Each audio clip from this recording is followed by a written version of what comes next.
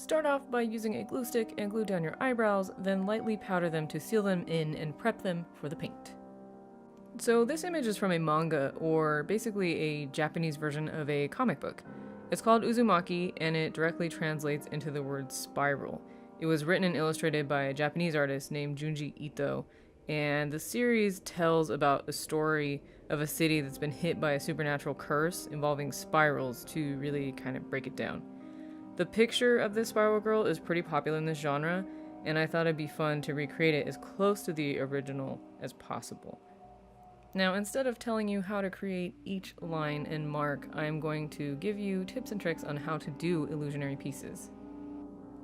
When it comes to, in particular, doing black and white only, it is very important that you get a white base down. It's easier to build the black on top of, instead of painting black and then trying to do white. It just mixes too much, and it's much harder to work with. And for that white base, like you saw at the beginning of the video, you just want to take many coats, at least 3 or 4 coats of white paint, lay that down first, and then seal it in with translucent powder to really get that coverage. You don't want to see any skin coming through at all. That will ruin the illusion. So this piece is heavily reliant on making from super thin to super thick lines, so choosing the right brushes is extremely important. Especially when it comes to painting eyelids, the thinner the better.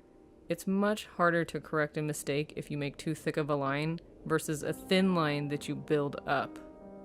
Also, one more trick when it comes to painting your eyelids. It's a little bit easier when you tilt your head back and close one eyelid at a time versus instead of if you were looking straight on. That way it relaxes the muscle around your eye and makes it a bit easier to paint.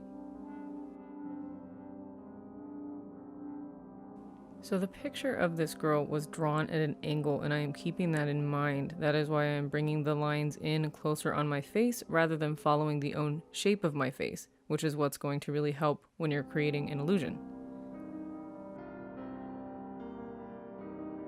Here you can clearly see how uneven the paint is on each side and under the nose when you look straight on, but the point is to try as hard as you can to not follow the shape of your own face. It is to follow the picture as close as possible. That's what's going to make it look more real when you're taking the photo.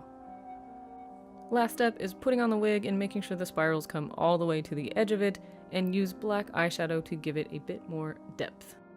Alright, here is our final Uzumaki Spiral Girl body paint look.